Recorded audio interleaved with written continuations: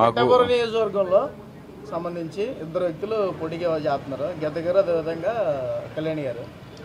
కళ్యాణి గారికి మద్దతు వర్మ గారు, వంగ గారికి మద్దతు చాలా మంది మంత్రులు. వీళ్ళిద్దరి మధ్య పోటీ ఎలా ఉంటుంది? కొంచెం అనుకున్నంత ఈజీగా ఏముండదండి. ఎలక్షన్ టఫ్గానే ఉంటుందండి. ఎందుకంటే జగన్ గారు చేసినటువంటి కార్యక్రమాలు అలాంటివి. అంటే ముఖ్యంగా ప్రతి మనిషి కోరుకునేది మౌలిక సదుపాయాలు. అంటే ఒక విద్య, వైద్యం, తాగడానికి నీరు, ఉండడానికి గృహం, ఇలాంటివన్నీ కూడా జగన్ గారు ఈ రోజుని అట్టడుగునున్న ప్రతి ఒక్కడికి చాలా అవలీలగా ఏర్పాటు చేశారు. కాబట్టి మోస్ట్ ఆఫ్ ద పీపుల్ ఏమనుకుంటున్నారంటే ఎంతో కాలం నుంచి స్వతంత్రం వచ్చినప్పటి నుంచి ఎంతోమంది వచ్చారు, పరిపాలించారు. కానీ ఇంత హార్ట్ఫుల్గా ప్రజలకి అతి దగ్గరగా ప్రజలకు కావాల్సిన అంటే పేదవాళ్ళు కూడా ఒక ధనికుడితో సమానంగా బ్రతికేటట్టుగా ఆర్థికంగా కొంచెం బలోపేతమై ఉన్నారు. రేట్లు ఇక్కడే కాదండి, నిత్యావసర వస్తువులు పెరగడం అనేది సెంట్రల్ వ్యవస్థ అండి. అది జాతీయ స్థాయిలో తీసుకునే నిర్ణయాలు అయ్యి మన ఒక్కరికే పెరగదు కాదు. ఈ రోజునే ఒక లేబర్కి వచ్చి 700 నుంచి 1000 రూపాయల వరకు డిమాండ్ చేసి తీసుకుంటున్నారు లేబర్. మరి అట్ ద సేమ్ టైము నీ కాస్ట్ ఆఫ్ లివింగ్ని బట్టే కదా, మనం సంపాదించే దాన్ని బట్టే కదా మనం బ్రతకగలం. ఇప్పుడు మనం చేసే పనికి డిమాండ్ చేసి డబ్బులు తీసుకున్నప్పుడు వస్తువు రేట్లు కూడా పెరుగుతాయి ఆటోమేటిక్గా. ఇప్పుడు ఒక రైతు ఏరిశానకు పండిస్తున్నాడు, మద్దతు ధర కావాలంటున్నాడు, ఎక్కువ ఇవ్వాలంటే ఎక్కువ ఇచ్చి కొనాలా. ఎక్కువ ఇచ్చి కొన్నప్పుడు అమ్మేటప్పుడు కూడా ప్రొడక్షన్ కాస్ట్ కూడా పెరుగుతుంది, ఆడు ఎక్కువ చేసి అమ్ముతాడు. ఇప్పుడు ఆ రేటు ఇక్కడ పట్టట్లేదు, రైతు మద్దతు ధర అడుగుతున్నాడు, రైతుకి ఇచ్చాం కాబట్టి ఆటోమేటిక్గా అది ఎక్కడ పడుతుంది, అది అది ప్రొడక్షన్ కాస్ట్ మీద వేసుకుని మార్కెటింగ్లో అది కలుపుతాడు. మరి రేట్లు అలా పెరుగుతాయి. మద్దతు ధర పెరగాలి కానీ మాకు ఏమో రేట్లు వస్తువుల ధర పెరగకూడదంటే ఎలాగంటే న్యాయం జరుగుతున్నట్టే. జరగడం అంటే ఎక్కడో చిన్న చితక ఉంటుంది. ఇప్పుడు ఉన్నారు 100 మంది ఉంటాం, 100 మందికి 99 మందికి లేదా 80 మందికి అయినట్టే, లేదా 60% అయితే మోర్ దాన్ అన్సక్సెస్ఫుల్ అయితే. ఇప్పుడు అందరినీ మనం చేస్తుంటే ఎక్కడో దిక్కల అసంతృప్తి లేకుండా ఏ ఫీల్డ్ ఉండదు. ఇప్పుడు అందరికీ అంటే అనుకునే స్థాయిలో అందకపోవచ్చు కానీ మినిమం అందుతుంది కదా. ఇప్పుడు కూటమి కలిపోతుంది కదా, కూటమి ఇప్పుడేమో వైఎస్ఆర్సీపీ ఇద్దరి మధ్య పోటీ ఎలా ఉంటుంది? ఇక్కడ నియోజకవర్గాలు ఎలా ఉంటుంది అసలు? అయితే పోటీ అంటే ఒక సెలబ్రిటీ ఫేము పైకి కనిపిస్తుంది, జనాల్లో హెల్ప్ తీసుకున్న వాళ్ళు మనసులో ఉంటుంది అది. అయితే ఇది ఇప్పుడు వరకు పదవుల్లోనూ అధికారంలో ఉన్నది కాబట్టి వీళ్ళ పథకాలు ఒకటి హార్ట్గా ఉంటాయి, కొంచెం చేసి ఫ్రెష్గా చేశారు కాబట్టి అవన్నీ గుర్తుపెట్టుకుని ఉంటారు. ఇప్పుడు ఈయన అనేసరికి ఏం చేస్తాడని క్రేజ్ తోటి ఉంటారు జనాలు. వెళ్తే అటు వెళ్ళొచ్చు, లేదంటే ఈ స్థాయిలో జరుగుతుంది మనకి ఎంతకంటే అవసరం లేదు, ఎవరు వచ్చినా ఎంతకంటే గొప్పగా చేయలేదు అనే సాటిస్ఫాక్షన్ కూడా అవ్వచ్చు. పోటీ అయితే ఫస్ట్లో చెప్పింది అది పవన్ కళ్యాణ్ సినిమా ఫేమ్ కాబట్టి పైకి కనిపిస్తుంది, జనాలు జేజేలు కొట్టడంలో ఈ రోజు ఉంటుంది. మాకైతే వంగ గీత. మెజార్టీ అని చెప్పలేం, 1 or 2 votes అయినా వంగ గీత అని మా కాన్ఫిడెంట్ అంతే.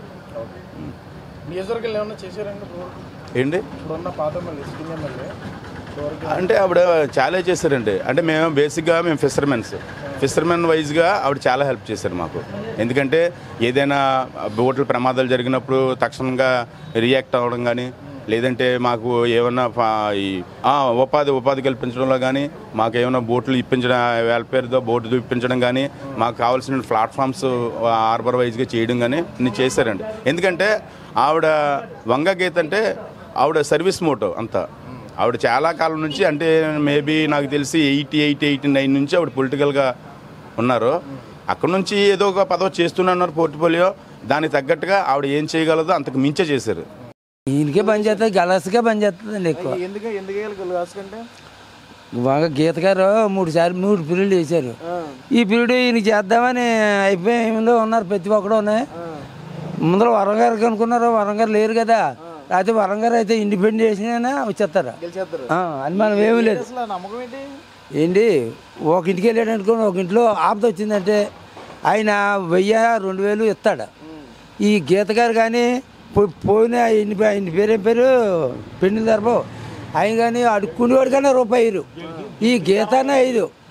వరం గారుగా ఇండిపెండెంట్ వేసిన వరం గారు రోజు మొత్తం ఖాయం. ఇప్పుడు ఈ ఇద్దరు పొత్తుగా ఉన్నారు కనుక వరం గారు ఆయన కూడా ఉంటున్నాడు, వరం గారు నడిపిస్తారని తెలుస్తుంది. అవి గలాస్కి వేయటం ఖాయం. మరి ఇద్దరి మధ్య పోటీ ఎలా ఉంటుంది? కళ్యాణ్ గారికి ఫుల్ కానీ ఎలా ఉంటుంది? ఫుల్ అంటే ఎవరికైనా గీత గారికి వెళ్ళకైనా పోటీ గట్ట ఏముండదు, వేసేస్తారు ఆయన చేస్తారు. గీత గారికి ఏముండదు. మరి ఆవిడ కూడా మీ ఇంటి ఆడపడుచు ఒక ఏంటి ప్రతి వాళ్ళు వస్తారు, మీకే అంటాం, మీ వాళ్ళు వస్తారు, మీకేంటి అంటాం. చేసేటప్పుడు ఎవరికి వేస్తారో ఎవరికి తెలదో. పెద్దానికి గలాస్కి మాత్రం గుర్తుతం ఎక్కువగా ఉంది. మీ పిచ్చి అయిపోయినట్టే గలాస్కి. తర్వాత ప్రతి ఓడికి వేసాడు, మంగళోడికి వేసాడు, కుమ్మరోడికి వేసాడు, 110 మందికి వేసాడు, కనవాళ్ళు మానేశాడు. గీత కార్మికులు బొద్దుగా నొక్కేశాడు. ఏనాడు నుంచో చిన్నప్పటి నుంచి చెట్లకి ఇచ్చిపోయాడు, ₹1 లేదు. ప్రతి ఓడికి వస్తున్నాడు. గడ్డం తీసుకుని మంగళోడికి వేసాడు, ఇత్రి బట్టలు చేసుకుని సాకలోడికి వేసాడు, డబ్బులు ఆటో తోలుకుని కూడా వేసాడు. వాళ్ళు వ్యాపారం చేసుకుంటున్నారు కదా, వ్యాపారం చేసుకుని పావులపేట తెచ్చుకుంటున్నారు లేదా? చెట్టుగాళ్ళు ఉన్నారా? ఇలా యాసవకాలం 3 నెలలు కట్టబడతారు అంతే వాళ్ళు. అమ్మ వాళ్ళకి చెట్టు బలిజీ అన్న వాళ్ళకి ఎంతో కొంత వాళ్ళకి కూడా ఇవ్వాలి కదా. వీళ్ళకి ఎవరికో ₹1 లేదు, వాళ్ళకే వేసాడు. గవర్నమెంట్ వల్ల మా చెట్టు బలిజీల వల్ల చెట్లు గీసామంటే బోళ్ళు అద్దె పోయింది, బోళ్ళు డబ్బులు వస్తాయి. వాళ్ళకి పన్ను కడతారు కదా, పన్ను కట్టి కూడా వేసి ఏమీ లేదు. మామూలు ఇస్తే ఆ ఉన్న వృత్తులు వాళ్ళు చేసేసుకుని సాయంత్రానికి ₹1000 ₹2000 చేసుకుని పట్టుకుపోతారు వాళ్ళు. వాళ్ళకి మళ్ళీ లోన్లు ఇచ్చాడు. మరి మాకేం ఇచ్చాడు? మాకేం లేదు కదా చెట్టు బలిజీలకి. గీత కార్మికుల్ని ఎందుకు పని చేయకుండా చేసి పారేసాడు. గవర్నమెంట్ సొమ్ము కట్టింది, మేము మాకు ఏమి లేకుండా చేశారు ఇలా.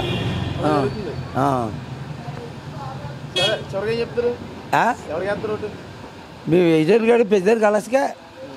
ఎలా ఉంది ఇక్కడ పిఠాపురం రాజకీయం? పిఠాపురం రాజకీయం బాగానే ఉందండి. అంటే బాగుందంటే ఇప్పుడు ఇద్దరు పోటీ చేస్తున్నారు. ఇద్దరు పోటీ చేస్తే మేము పవన్ కళ్యాణ్కి వేస్తామండి, తెలుగుదేశానికి. ఎందుకు వేస్తామండి? మాకు అన్ని ఒబ్బడిగా చూస్తాడని. మాకు కాంగ్రెస్ వచ్చాక ఏం చూడదండి. ఎక్కడ రోడ్లు అక్కడ ఉన్నాయి, ఎక్కడ నీళ్ళు అక్కడ ఉన్నాయి. మాకు డైలేజీలు కూడా లేరు. మేము తిన్నారా ఉన్నారా అని అడుగుబడి లేరండి. అడుగుతామండి, మా అధికారం ఉంటుంది. మాకు తెలుగుదేశం ఎప్పుడునండి, మాకు తెలుగుదేశానికి ఎప్పుడైనా కొంత కాంత ఏదో చేసేయడండి మేలు. ఇతను ఏం చేయలేదండి. మాకు ఆ కాలనీ అంటే వాళ్ళ ఒంపు జరిగిన వాళ్ళకి వేసి ఇచ్చాడు కానీ కాలనీ వీళ్ళు మాకు తెలుగుదేశం వాళ్ళకి ఎవరికి ఇవ్వలేదండి. కాలనీ పేరెట్టి వచ్చినా తీసేసారండి పని మాలగా పేరెట్టి తీసేశారు. మరి మా ఇప్పుడు తెలుగుదేశం వచ్చిందనుకోండి, మేము అడిగినా ఇస్తారండి వాళ్ళు. మాకు ఏది చేయలేదండి. మా ప్రభుత్వానికి ఈ ప్రభుత్వం వచ్చాక ఏమి చేయలేదండి. నేను సంక్షేమ పథకాలు రావట్లేదు. మరి సంక్షేమ పథకాలు ఏమన్నా పింఛన్ వస్తున్నాడు అంతే అండి. పింఛన్ అతను ఉన్నప్పుడు పెట్టాడండి. మరి ఇతను ఉన్నాక మామూలుగా అదే రన్నింగ్ అవుతుందండి మాకు అంతే. మరి ఇప్పుడు ఏ విధంగా చేస్తారు నమ్మకం ఉంది? మరి ఒకవేళ ప్రభుత్వం మారితే మాకు అందుబాటులో వర్మ ఉన్నాడండి. ఆయన యూజ్ చేస్తారా? కళ్యాణ్ గారిని చూసి వేస్తామండి. కళ్యాణ్ చూసి వేస్తాం. ఏదన్నా మాకు అవసరం వస్తే వర్మని అడుగుతామండి. వర్మ మాకు హామీని ఇచ్చాడండి అన్ని. ఏమిచ్చి మీకు ఏది కావాలన్నా ఆప్తైనా సాప్తైనా నా దగ్గరికి రండి, నేను ఉన్నాను అన్నాడండి. ఎప్పటి నుంచో ఎత్తుదండి. ఒకవేళ ఇప్పుడైనా సరే మాకు ఏదైనా ఆప్త వచ్చిందంటే పరిగెట్టుకుంటూ వెళ్తాడండి. ఒకవేళ అతను ఎవరికన్నా నీరసంగా ఉన్నా ఒకవేళ ఎవరైనా పోయినా పరిగెట్టుకుంటూ కట్టుబట్టలతో వచ్చి అందరు పలకరించి వెళ్తాడండి. అతను చేసి మేలేదండి. నేను వర్మ గారు అయితే మాత్రం ఇక్కడే మాకనే కాదండి, ఎక్కడైనా సరే అయ్యంపళ్ళకైనా సరే ఇయ్యంపళ్ళకైనా సరే ప్రతి దిక్కుని కూడా ఆయన వస్తున్నారండి. మన కేత గారు ఎప్పుడు మాకు గెలిచి ముందు వెళ్ళిపోయారు తప్ప మీ ఊళ్ళో ప్రభుత్వం ఎలా ఉన్నదని కూడా అడగలేదండి ఎప్పుడు. అతను ఇప్పుడు వరకు ఎప్పుడు అడగలేదండి. చేస్తారు చేసే వాళ్ళకి, వాళ్ళకి అయ్యం నిలబడ్డ వాళ్ళకే చేస్తారు. ఎవరికి చేస్తారు?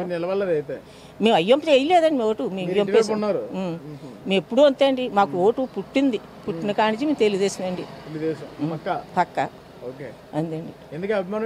అభిమానం ఏముందండి? మా తెలుగుదేశం అయితే మేము ఏదన్నా అడుక్కున్నాక ఉంటుందండి. వాళ్ళు చూసుకుంటారండి.